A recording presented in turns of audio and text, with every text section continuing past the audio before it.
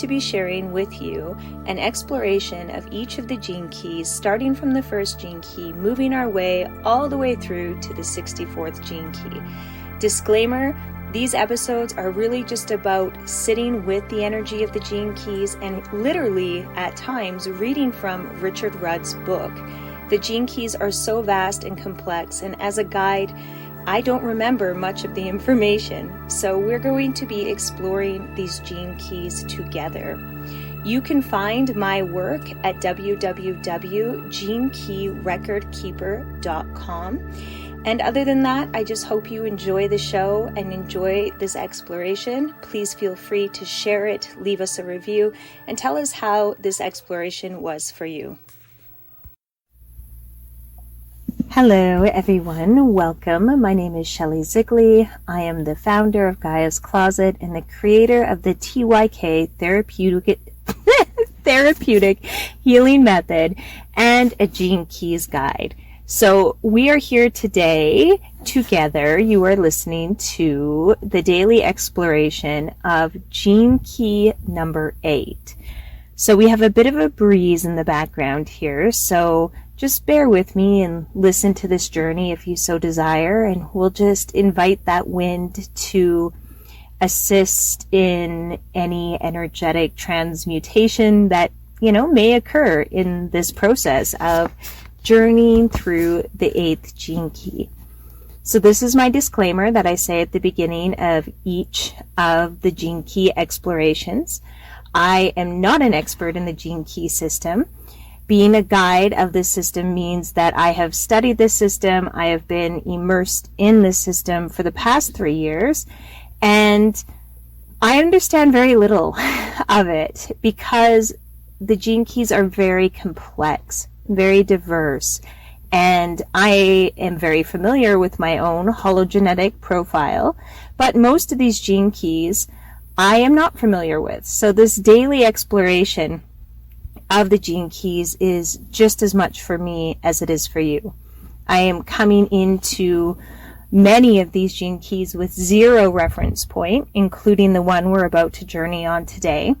Sometimes before I do the daily exploration, I'll listen to one of Richard's audios on the gene keys, but I haven't done that for these last few. I've just been literally opening the book and diving in.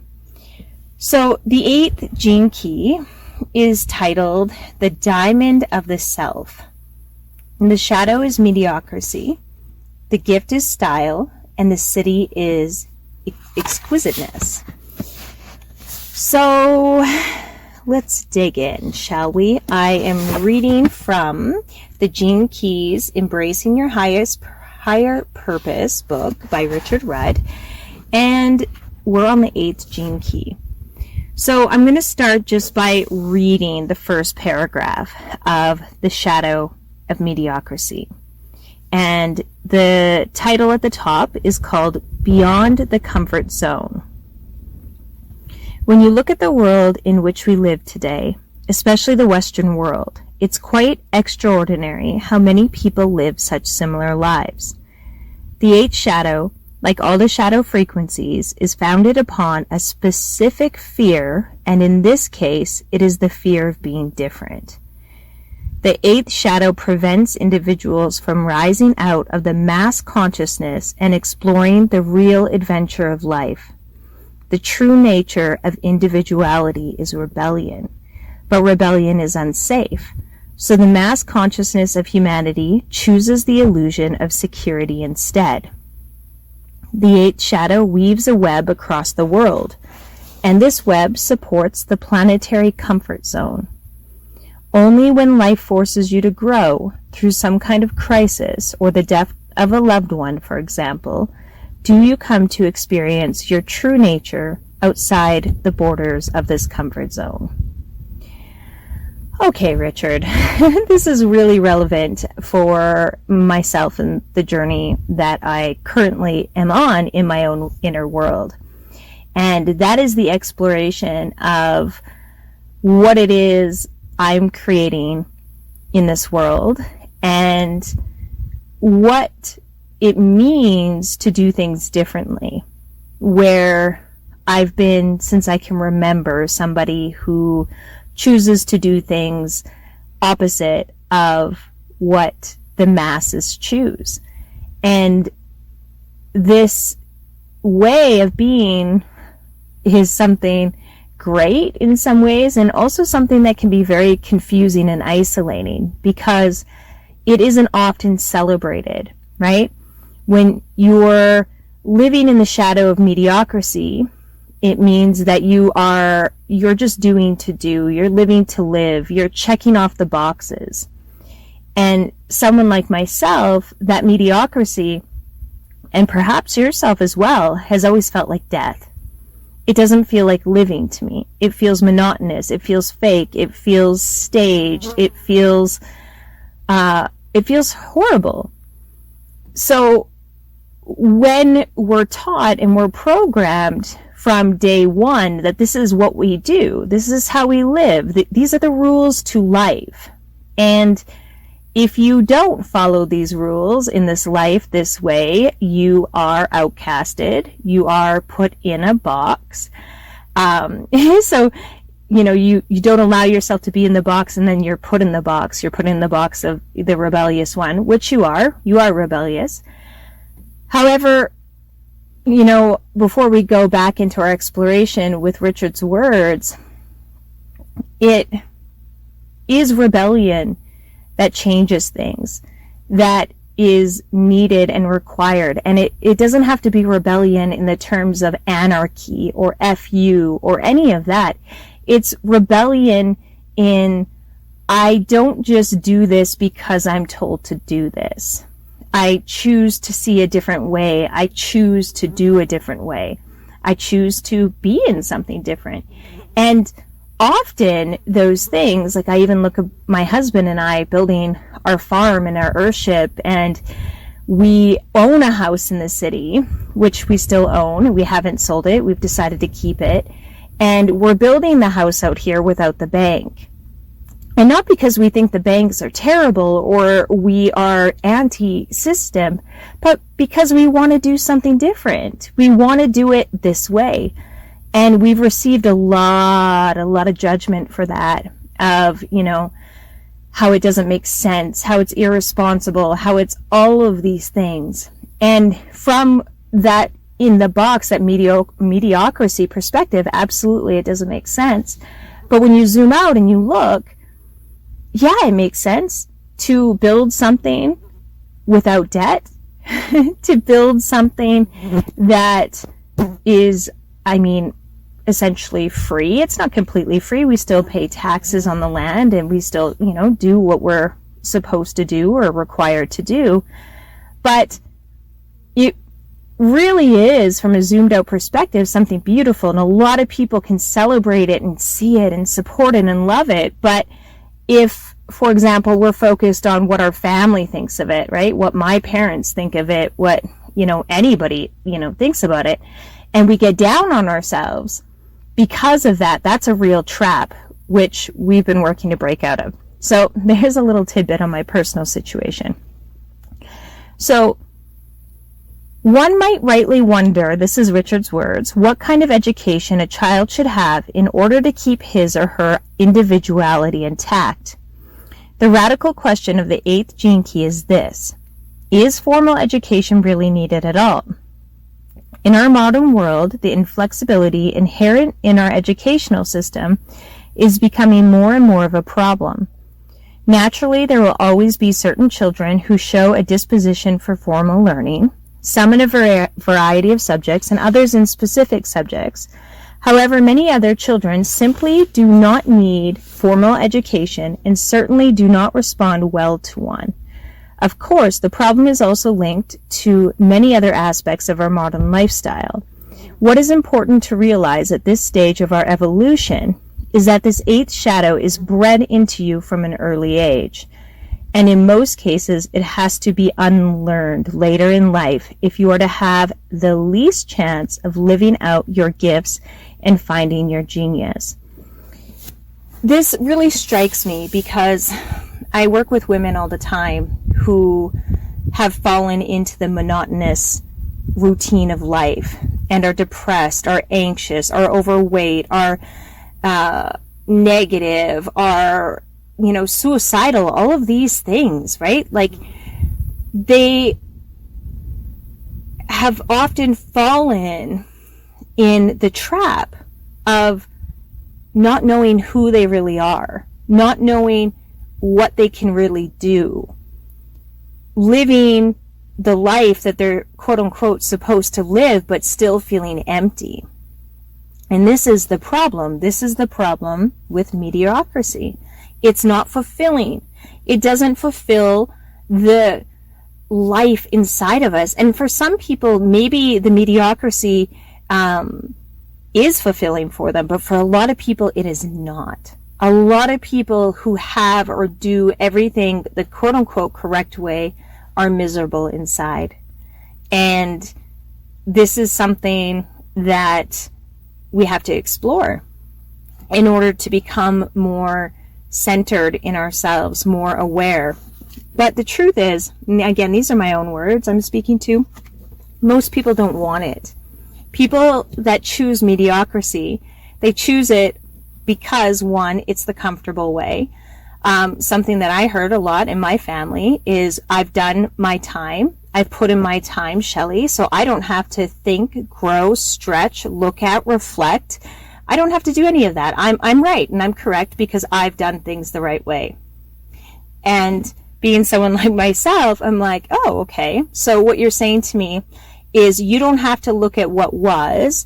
You don't have to look at your actions, your behaviors, your emotional states, your projections. You don't have to look at that because you've checked off the boxes. Right. To me, that makes absolutely no sense at all and is completely incorrect. However, that's their choice. You want to live that way, that's fine. However, you're not going to get in my head and have me doubt my choices and how I choose to live and my desire to reflect and my desire to go back and find the roots of what is happening and occurring for me. And this is, I don't know if Richard talks about this in this 8th gene key, but people are so afraid to look at the roots of family trauma, ancestral trauma, all of that, because they're afraid to be taken away from what they've been told is the way of living, what they've bought into is the way of living. And fair enough, because your whole world would probably crash if you looked at the reality of what is sitting in your inner world, in your emotional body, your energetic body, your family line, right? You would probably, a lot of people aren't willing to go on that journey of doing the healing and doing the work too. However, a lot of you are. And if you're listening to this today, you may be one of those people, and it's really worth it. Anyways, the 8th shadow makes you a follower, this is Richard, of outside authorities. It even marries you to systems that then become your authorities. At every turn, this shadow prevents you from breathing the cool, fresh air of your true, unbound nature. It traps you in its twists and turns and prevents you from being a free thinker. What is a free thinker? It is someone who can see beyond the current structures imposed by life. It is a person who lives for the spontaneity of his or her own creativity. Free thinkers also live freely. They follow no one, even though they may have been influenced and inspired by others. The 8th shadow represents the well-trodden paths through life, the compromised lifestyles, the unimaginative, conformist lives lived by the majority. It takes great energy and courage to push through the darkness and fear of the shadow and find out who you really are and what you are truly capable of. If you wish to escape mediocrity, you will have to find your own path and invent your own identity in the world. It will be like no other path. It will take you beyond your comfort zone into dangerous territory where there are no assurance that you will succeed except for your faith in your own depth and vibrant nature. Oh, Richard, okay. So, these words really hit me. And they hit me because I am a free thinker. And I work with people to open up the space for them to tap into their own ability to be free thinkers, their own ability to create. No matter where you are in your life, it's never too late. I feel that's important for me to say. It doesn't matter if you're 60, it doesn't matter if you're 20, it doesn't matter where you are. The whole idea and notion that it's too late or you've missed opportunities or you're too far behind, none of that is correct. Because what is programmed in your soul is already within you. And it's just waiting to be activated, accepted, and fed. And as soon as you do that, this is where people plow through years and years and years of creating in a way of mediocrity into a way of elevation, into a way of a new way of operating and being, because it's already programmed within us. So as soon as we begin to step into it, the world and the universe and God, whatever you want to call that, works with us to align us. It's like, oh God, thank God, here he or she is. So the repressive nature of this shadow is wooden. That's the word he uses. Those who follow the mainstream path of mediocrity are essentially devoid of life force and lacking in a true sense of purpose. These are people whose words and actions may be of some service to the world, but who at the same time lack fire and grit. Such lives are wooden lives, and such people have allowed themselves to become hollow. They gave up on their dreams somewhere between being a child and growing up into an adult. Without embracing their fears, they became swallowed up by their responsibilities and the many compromises they made throughout their lives. The result is that they live lives that do not belong to them or allow them space to breathe or create.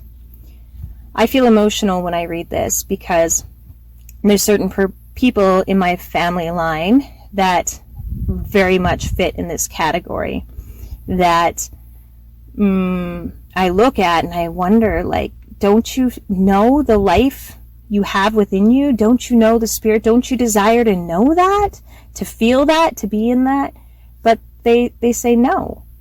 So can be really frustrating, because when you can see it for someone else, but they don't see it and don't want to see it, you have to let it go. And that's a really hard thing to do.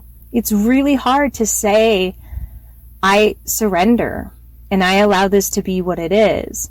But in the end, for your own sanity, you have to. Otherwise, you are trying to do something that is almost impossible, and you pay the price. It's not worth it. So, the reactive nature is artificial. The difference between the reactive and repressive nature concerns the human spirit. In the repressive nature, the spirit has collapsed inward at some point in life. In the reactive nature, the spirit is channeled into the world, where it creates an illusion of itself based upon its dreams.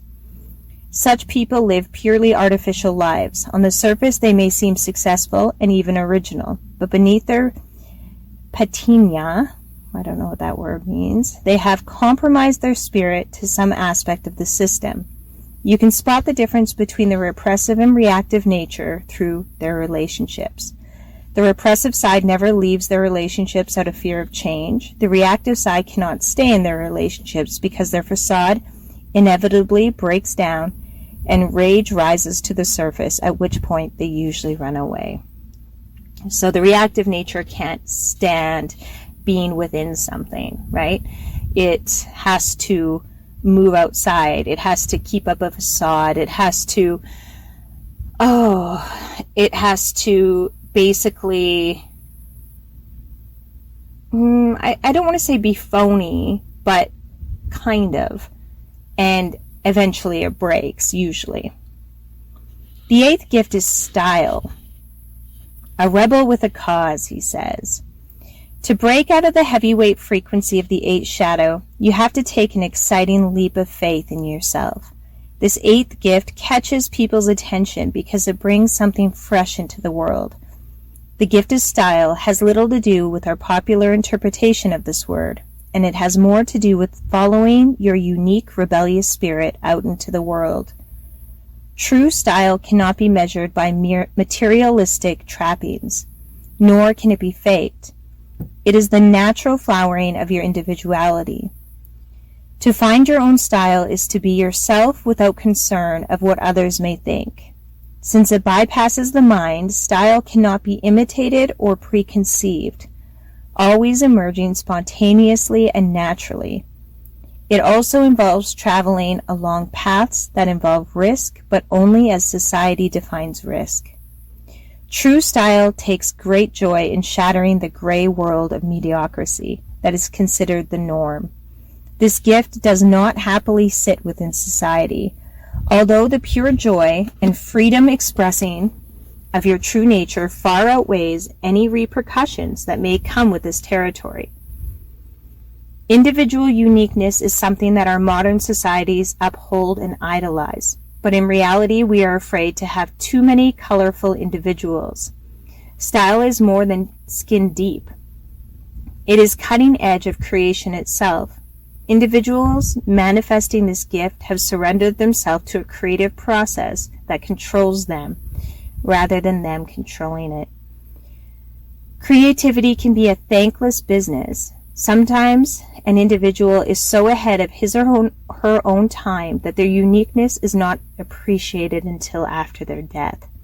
However, the sense of expansive freedom that comes from letting go into such a process is so fulfilling that success or failure is no longer a major driving force or consideration in their lives.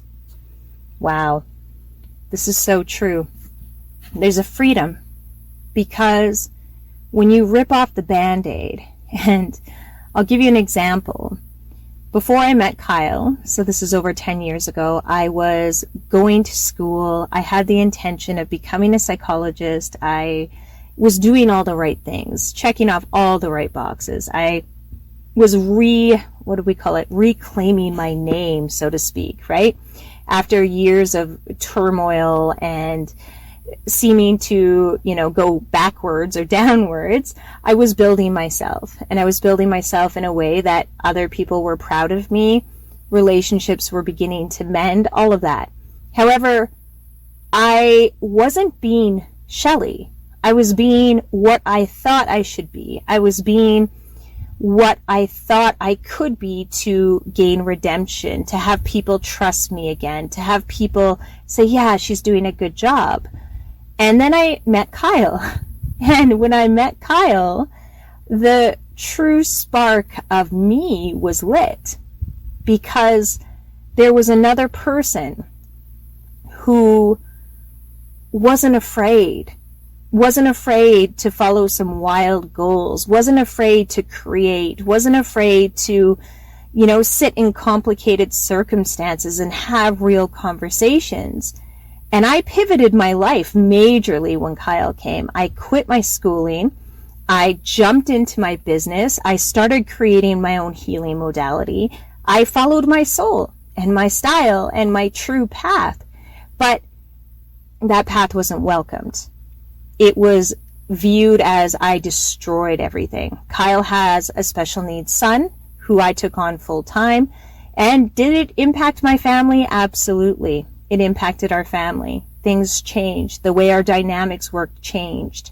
And from some perspectives, it was a beautiful, expansive thing. And from other perspectives, it was a terrible thing. And I had to sift through that. And knowing that, hey, my family's looking at me thinking my two daughters' lives are ruined because we've added this little boy in and we keep having children. But on the other hand, I know that these girls are learning patience. They're learning how to, give of themselves, right? And they're learning about something that a lot of kids have no idea about. So there is sacrifice, yes. There is things that we used to do that we don't do anymore. So it all depends on perspective, right? From what lens you're looking at. And this is the thing. For myself in that scenario, I had to choose which lens I was going to look through. And I had to choose which one felt right for me, not which one my family thought was correct, not which one, mostly my family thought was correct. And I used a wider lens, and I, made my decisions and my choices based on that. So how this fits is that following my rhythm and going on this new path was the best thing that I could have ever done for myself, for my soul. But from where I came from and the repressive reactive shadow of the 8th gene key, it was looked upon that I was irresponsible, that I was making the wrong choices, I was selfish, I was making this choice for a man, blah, blah, blah, blah, blah. So I feel that I'm sharing this today because it's important to understand people can only see you through the lens that they live in. That's it. No matter what, that's it. So I used to spend a lot of time trying to control perception or trying to say, let them see the good. But if somebody doesn't want to, they won't. So that's those are my words of wisdom. When you choose your path, choose your path. When you follow your soul, but do not expect everyone to understand you. Do not expect everyone that wants you in a certain box or is used to you being in that box to support you and go with you. People choose that, let them choose it. Okay, so style is dangerous to society and its logical, structured system-based thinking and infrastructure. It is dangerous because it mimics nature, which in so many systems tries to control and explain. Like nature, style is given shape by a wild, organic, and unpredictable energy. Everything that I just described. It is full of genius and quantum leaps. For the individual, the 8th gift brings a deeply fulfilling sense of purpose, but so often these individuals find themselves unable to interface their gifts with the world. Style in and of itself does not make one an outsider. In fact, it makes one an insider to the secret processes of life. But to the powers that try to maintain control of the world, style is considered dangerous or at best eccentric or quirky. This is why individual uniqueness is usually confined to those realms like art, fashion, or music, where it is acceptable and where there is some space to breathe. In most other spheres of society, individual style is generally suppressed because it is neither trusted nor understood. Until a collective coalesces made up of individuals who are free thinkers, the 8th gift of style will remain on the fringes of society. In the meantime, anyone who breaks out of the lower frequencies of the shadow states will have to confront the specter of a collective that cannot allow individual free thinkers much leeway. Fortunately, free thinkers who find their own sense of style are not really concerned with fitting in. Their only concern is to free more free thinkers. Amen. Oh, that's funny. Such freedom is truly contagious. Thus, such people inherit a powerful mission in the world, even though they may not see it that way. Amen. That's exactly it. And I want to speak to this just a little bit more, and perhaps when we get into the Siddhi, Richard will touch on this. These free thinkers are emerging and being born every day. The children coming into our world are coming in much more expansive than when I was born or you were born. Even if you're fairly young, it's happening. We are shifting and we are evolving, and it does take people, like myself in the 40s, 50s, 60s. We have to make those changes ourselves, or at least support them in our children or young people in our circles. And we support them. Why? Because in order for our world to flourish, we have to have these changes, and these changes can't occur unless we have the free thinkers that are able to see possibilities and integrate them into the new ways of being. So the 8th Siddhi is exquisiteness, the eternal love knot. Where shall we start reading here? Your true nature is wildness. There is no taming where the divine is concerned, and thus this state of exquisiteness sees through mankind many veils. All systems break down under this wild, exuberant energy that comes straight from the source of creation. The few who have manifested this city have been as fleeting and beautiful as light playing through clouds. Life never repeats itself, and they are never the same from moment to moment. In every single second, they are new. This is the origin and meaning of the famous Zen saying, "You can never step in the same river twice." This saying points to the truth of the eighth city, the truth of human nature. Like water, it is always moving, changing, and evolving, but the river itself is unchanging, and the river is consciousness. The people of the eighth city are not leaders, they are examples. They do not want anyone to follow or mimic them. Wherever such people see the inauthentic or imitative, their very nature exposes its ugliness. Because of this trait, they have a powerful, liberating effect on individuals. At the same time, they are often criticized and spurned by society. Like Socrates, they wish for people to find their own answers and their own questions. Their very presence acts as a light to free individuals from structured systems. Their language is the language for the rebel, and they use beauty as a means to reflect an individual's true nature. They are not limited to any single form of expression, but will play with science or art, yoga or tantra, logic or poetry, since to them all expressions can be a means to display the exquisiteness of the divine in form. As an aspect of the genetic family known as the ring of water, the city of exquisiteness is chemically bonded to the second city of unity. These are two great feminine gene keys in the human genome, drawing all human beings along the inevitable journey to self-realization. People of the eighth city sparkle like exquisite rare jewels. Such people create their paths as they walk on it. Their legacy to the world is to dismantle all concepts of how one should live or what one needs to do in order to attain any particular state. These are the people who are not strangers in the world, since they are inside existence itself. Wow. Wow, wow, wow, wow, wow. How fitting. The eighth gene key.